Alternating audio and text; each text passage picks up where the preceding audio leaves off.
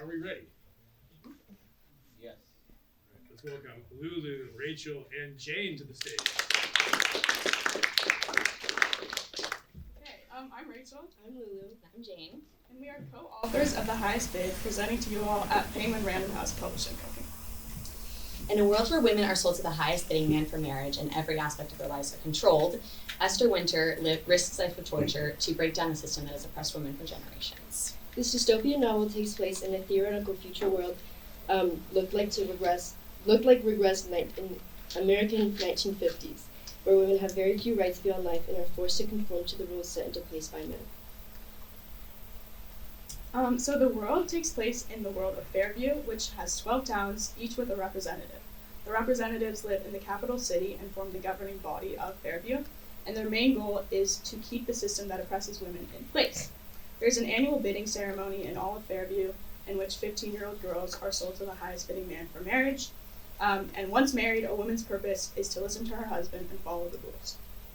There's also a 24-hour TV program with the perfect woman named Marsha, who tells the women what to do, when to do it, and how to do it, such as what to wear for the day or when to make dinner. Esther Bennett Winters is our main character. She begins as a 15-year-old girl in the prologue and is 19 for the rest of the novel. During her bidding ceremony, Esther receives the high honor of being bid on by her town's government representative, Mr. Kane Winters. However, Esther is unhappy with this because she's alienated from all of her friends and family when she is forced to move to the capital city after marrying Kane. And next is Kane Winters. Kane's 48 and he first bid on his ex-wife Margaret at 20.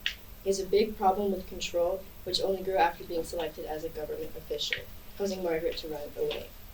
He then bids on Esther 16 years later. He acts very impulsively on his emotions, and his insane need for control leads to him mistreating the women around him. That then brings us to Margaret Winthrop, who is Kane's first wife. When she ran away from him, she was pregnant, and as she raised her son, she found another group of women who had also run away from their husbands living underground in the capital city. Together they form a rebellion whose main goal is to take down the system that has oppressed so many women, and that brings us to Leo, which is her son. Leo Winthrop is the same age as Esther and Kane's secret son. Leo comes out of hiding to work for his father as an assistant in order to keep an eye on him and to gather information for the rebellion.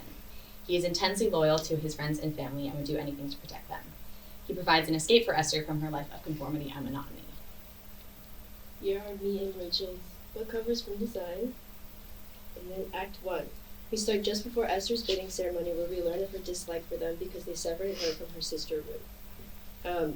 Esther gains attention because of her looks during the bid and is finally bid on by Kane, who broke the record for the highest bidding price. This earns her an award, which gets her a spot in the paper and a lot of social status, but she isn't happy with the attention and all the jealousy from the other women. After the bidding, Esther moves to live with Kane in the capital, losing all contact with her family and friends. 4 years later, she's fed up with her life and says something to Kane that hints at the idea of women rebelling against men. This comment really upsets him, and he loses his control, lashing out, and hits her. She's really confused and upset by this because she doesn't know what she did wrong. Shortly after Kane's outburst, he invites his new assistant, who is Leo, in hiding, over to the house to discuss work over tea. Just as Esther is about to serve him, as she does with all other house guests, he gets up and serves himself. Throughout the night, he also helps Esther perform other small tasks around the house, and although small, these actions really shift Esther's thinking about the life she has to live. At the end of the night, when Leo is leaving, he urges Esther to read the bidding book, which is a book that all women receive on their bidding day, and he says that it will change her life, which leaves her very confused. After reading through her bidding book a few times, she notices a code through misspelled words that says, "I will not be willing participant in society," an altered phrase to the marriage contract that every woman signs. She goes to the library, asking the head librarian for similar books in hope of finding an explanation. As she reads, she becomes more and more curious, and finally the librarian gives her a note stating a location and a time. Intrigued, Esther follows the note's instructions and finds herself at a meeting. There, she sees Leo, and he introduces her to the rebellion. Esther is deeply impacted, having found a community of free-thinking women, and she quickly connects with Margaret, Leo's mother, and Kane's first wife. She's also the head of the rebellion. They quickly become close, both having been married to Kane. Esther leaves as a new member of the rebellion. As Esther becomes more involved and more exposed to danger, Leo urges Esther to leave the rebellion and run away from Kane because he's worried for her safety. She refuses, which leaves the relationship with a lot of tension. In the next few months, the government led by Cain begins ramping up the laws that further restrict the few rights that women have left. And in response, individual women begin rebelling against their husbands. In order to remind women of their place in society and what they should be doing, the government begins holding public shaming demonstrations.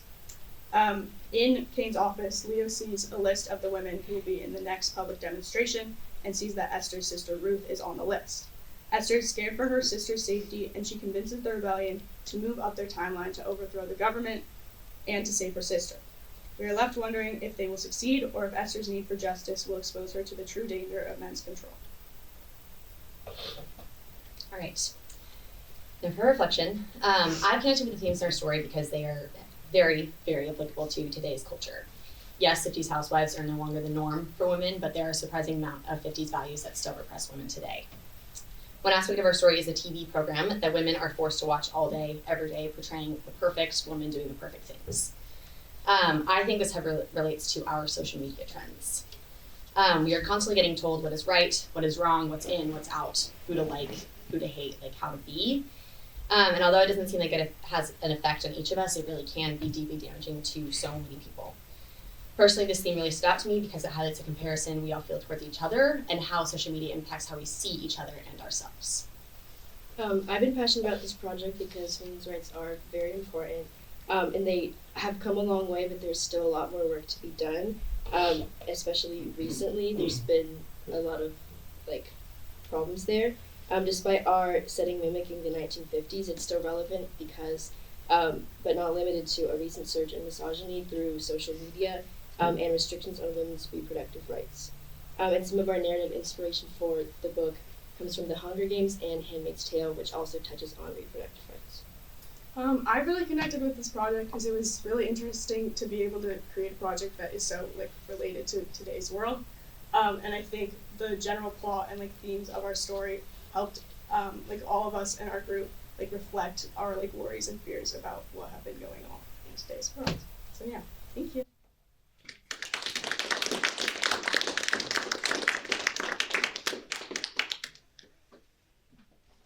Any questions? Yes. I really like your guys' color palette. I think your visuals, having all of the photos there, totally helped me see what's going on. I was wondering what your target demographic for this book would be. We were thinking it would be a young adult novel. So yeah, kind of our age. Yeah, Julia? I thought Leo was Aaron's secret son. So, is he unaware that that's his son? Okay. Yeah. Yes. Kate knows he has a child because he knew Margaret was pregnant, but he doesn't know, who it is or Yes. Is there an author or style you guys had in mind for the writing itself? Not really, honestly. There was a lot of inspiration, again, for kind of the Hunger Games. It has a very theatrical element to it, I think, that we all kind of agreed on, of Suzanne Collins is a screenwriter more than that's how she started, and that's kind of what Hunger Games feels like. That's why it's such an engaging story. And I think that's kind of what we aimed for a little bit, is this is a very theatrical, very visual book that has a lot of elements in it that are similar to kind of a movie. So it plays out, we hope, a movie plot-ish, but it is in the novel form, if that makes sense. So not really a specific style, but that's the general idea. So do we ever find out why the society is this way, or is just you start the story as this is the way it is, live with it, here's the rest of the story? We pretty much just start out how it is. Yeah. And it's been that way for generations. Yeah. It's our society progressed to look like it if a lot of the values that our government today kind of upholds and progressively get worse is kind of what we're thinking, but we don't have a specific backstory for how this has all come to pass. Yes. Is there a reason why the rebellion is happening now and not years ago or something like that? So this society has been in place for, how long did we say it was? 50? Yeah. however many Yeah. years, it hasn't been like this system. So women have always been repressed, but this system of like the bidding ceremonies has only been here for like a short-ish amount of time, enough to be established and like the norm, but not quite enough to be explored yet of like how to break out of it. And so this is the point where men are they're starting to lose control of the women, and that's why it's getting so much worse, is because these men losing their control are taking it out, like Candace and Esther, they're taking it out on the women, and the women that are courageous enough to go out and like rebel against it are finally acting up and fighting each other because there's so many more of them, and that's eventually why this happens when Esther is a part of it. So yes. So this is like in the 1950s, right? It's like in the future, but it looks like the 1950s, if that Okay. makes sense. Yeah. Alright, so I guess like kind of like adding on to Mr. Flo's question, is like women's role in society like imposed by the government, or is it kind of just like a societal norm? It's government, because they like have a bunch of restrictions on them. Like women are only like it's actually a lot of society too, because there's a lot of like public like they'll shame women who don't dress the right way. But like the government does the whole bidding thing, like they put women in just places where they have no control. I think it was started by the government and it's become a societal norm, kind of like women have Like sort it's of been internalized. men's will. Yeah. So in Handmaid's Tale, there's the woman, the wife of the husband, and she's part of the whole badness of the story.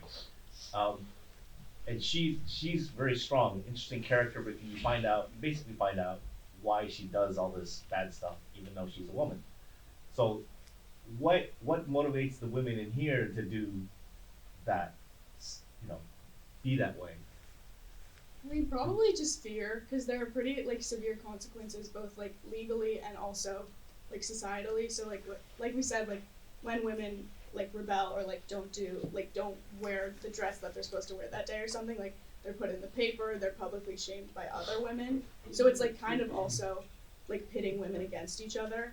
So there's a fear of that, and then also like if they do something really bad, they're like taken away and like done like there's like testing done on them kind of. They're like sent to the Capitol and they're tested on. Yeah. Yeah. Yeah. Can you explain the Marcia character one more time? Because it seemed to me to be a little bit like the ants in Handmaid's Tale. They're kind of like a tool of the authoritarian government. Yeah. Can you say just a little bit more about? Okay. Because it connects to that question, right? Yeah. Who are the Marthas? Who becomes one? Why do they act that way? So Marcia is basically this like societal social figure who is there's like we said like 5 that they rotate through who are all like genetically modified to look the exact same, or they are all tested on when they're young to see who like if they'll grow up to look similar. Does that make sense? And so as we talked about, every day there's a TV program that women are forced to have on all day that tells them like now it's time to make lunch, dinner, what to wear for the day, like it's polka dots, it's stripes, like all of this stuff. It's very like specific and tailored to every day. And the woman, there's always only one woman on screen, and that is like the Marcia. And so we call them like the Marcias, who are like these perfect women who basically are like the example for everyone else, all the other women in society. They are the government's version of what the perfect woman should be, and they broadcast that out to every woman to be like the example for them to become, which is more kind of what I was talking about. Social media is like the pressure to be like this perfect human that we're just seeing all day, every day, and that's kind of that's part of the reason why women are pitted against each other, is because none of them are like they're all trying to be like this perfect person, if that makes sense, and like the man's perfect idea of a woman. Yes. Do you have any examples of like the restrictions that are placed on women? Like, can they have jobs? No. So it is very 50s housewife. It's like they stay at home and like cook and clean and all the things, and then if their husband is in like a higher position, like Esther, he's like a government official, they do like accompany their husbands to go to like galas or parties, and then they also host. Like Esther is required to like host a lot of parties, so she basically does all of the required, right? Yeah. Cleaning and stuff. Mm-hmm. And also women they're not really allowed to talk to each other, so they can't really like conspire with each other. Women are almost like scripted Yeah. and how they're able to communicate with men and women. Yeah, if that makes sense. Is there an instant where everything changes, or is it things change over a long period of time so that it's better? It's a little bit more gradual than like one moment, but like when Leo pours the tea, that shows Esther that like she doesn't necessarily have to do everything for everyone all the time. And then over time, as she reads more books about like the rebellion and she gets them from the librarian, that like changes her more and more. And then once she connects with Margaret at the rebellion, that's when it like really starts to fall into place because they've had like such similar experiences being married to Cain. So I feel like once she connects with Margaret, that's when it like really starts to escalate. In Act 3 as well, we do have the climax is a moment when it's like the rebellion's happening. Cain is detained, but he escapes, and there's a lot of bloodshed, murder, fun things that happen, and that's kind of the turning point of like, yes, the rebellion succeeds, but there's also a lot of other like pushback from different things, and then that starts like the gradual return to women being able to have some of their power over the grand scheme of things. So yes, it is like kind of a big event, and then it kind of slows to become a gradual event. Yes. There's so much to say about Yeah. the budget. And I do have one more question I have to throw in there. I'm just letting it run a little bit more because it's really generating some strong audience attention, and it's an important discussion for lots of reasons. But I'm interested in the character of Leo. And so Leo's the secret son of Cain, and he affects, or at least plays a part in Esther's awakening, it seems, right? So what does he represent as a young man in the society who is, being an ally, in effect? And he's the son of the patriarchal, like authoritarian antagonist figure you have. So why have Leo in the story? He moves the plot forward, but like, what does he represent? I think he represents like hope, basically, of like not everything is so bleak that there's like no coming back from it, kind of. Like the younger generation can Yeah. still grow up to be more respectful and to live. Okay. His I main think it's important, his main character trait is just like a lot of times protection, because he's seen what like Cain has done to his mother, and so like his main thing is like trying to protect Esther. So yeah, just like what they said, like hope. He provides like kind of the hope for the male sex throughout all of this. Like there is actually some hope for them to become like better people once the society is kind of solved. Yeah, I believe that misogyny sometimes gets passed down from father to son, right? And you see that in infamous cases like the Brock Turner, rape case, and the father saying very ugly things, and then his son behaving in these horrible ways. So I feel like Leo represents hope in that way, that younger men, the younger generation, can step up and they can respect women. And I think the whole conversation about consent that came up from cases like the Brock Turner controversy, I think that this character kind of like is a redeeming character for young men in some ways, that like young men need to step up and be a part of this discussion and actually really care about making a positive change in this way. So I think it's a really important character, but at the same time, I wouldn't want, if you were to make this book, I wouldn't want him to steal the spotlight from us. Right? For sure. Right on. All right, thank you so much.